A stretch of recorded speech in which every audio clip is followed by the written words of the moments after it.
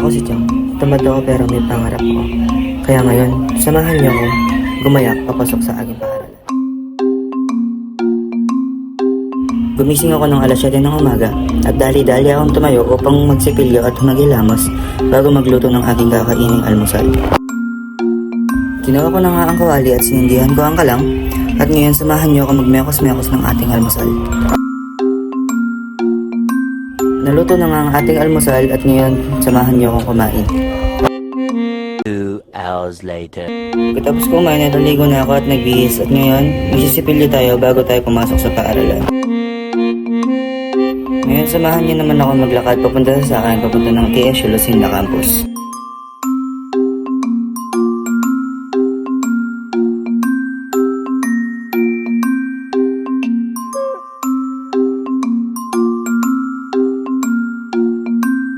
Nilabas ko na nga ang ating 20 pesos pambayad ng shuttle. Bayad po, ang galing ni Kuya. Sinebrate niya mga 3 pesos at ngayon pasakay na tayo ng shuttle at taging sardinas na kami sa loob ng shuttle.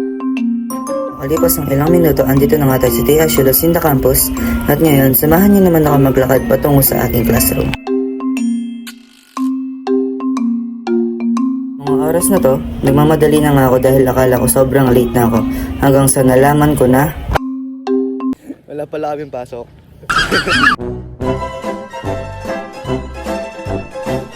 Dahil nga wala kaming pasok, may naglakad-lakad na lamang, nilibot namin ang buong paaralan at hanggang sa may nakita ang hindi ko inaasahan.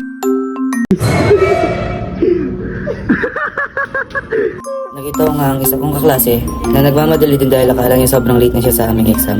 Ngunit isa din siya sa nabiktima na akala niya may pasok. Kaya dali-dali kami naghanap ng classroom upang magpalamig dahil sa sobrang init ng panahon at pawis na kami.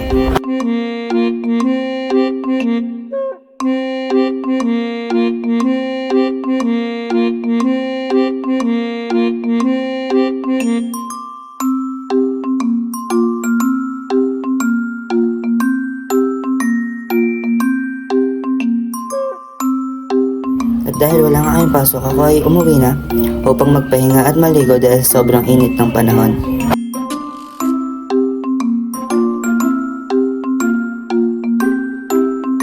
A few moments later. Sinamahan ko na nga magpagupit ang aking girlfriend sa N-Style Salon dahil gusto niya na daw magpagupit dahil sira na ang buhok niya.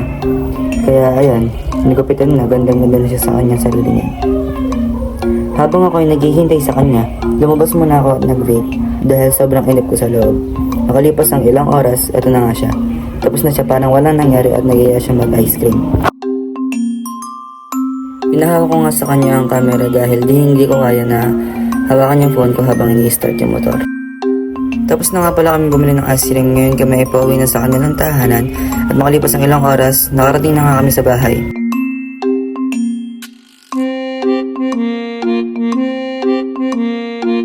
Pagkawi ay umalis din ako agad kasi nag-iya ang kanyang kuya na kumain ng street foods. Pinaka-favorite nga pala namin ito, mura lang sa halaga 5 piso. Makakarami ka na ng kain.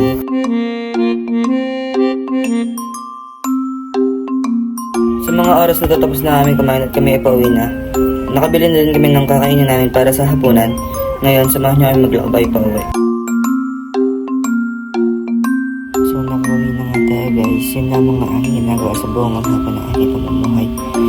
Tayo ay magpapahinga na at panibagong laban na naman ang ating dadahakin bukas. Yun lamang po, maraming salamat sa panonood. God bless.